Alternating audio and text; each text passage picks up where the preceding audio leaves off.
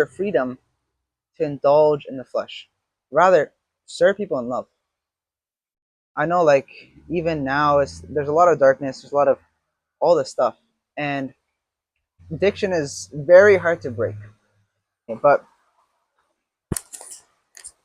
some part of that is the idea of walking with the Lord, even in the hard times, walking with God in your freedom, walking with Him. And I'm going to talk about that a little bit more, what God shared to me today.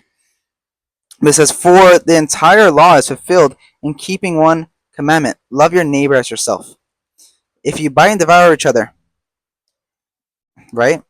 Watch out that you will not destroy each other." Then it says, so it says, "So I say, walk in the Spirit, and you will not gratify the desires of the flesh. For the flesh desires what is contrary to the Spirit, and the Spirit what is contrary to the flesh. They are in conflict with each other, so that you are not to do whatever you want. But if you're led by the Spirit, you're not under the law." Wow, that's crazy. I'm going to confess something that we confessed tonight was like sexual sin is I have dealt with that for since I was 12 years old.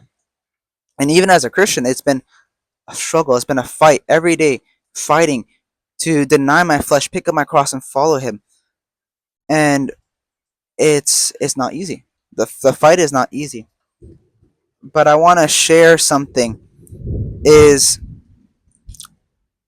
Paul is talking about giving your not giving your flesh desires, not walking in the flesh, but walking in the Spirit. Right? That if you walk in the Spirit, you will not gratify the desires of sinful flesh. And you must be thinking, okay, I'm trying to walk in the Spirit, but then I still fall. And I understand that. It's honestly happened to me too. So many times where I try to go to praise service and stuff like that, and I still fall. But I want to give you this kind of image that God gave me today. He gave me this verse to go along with this vision. It's Galatians 4, verses 5 to 6. And it says, "To redeem those under the law, that we might receive adoption into sonship. Because you are His sons.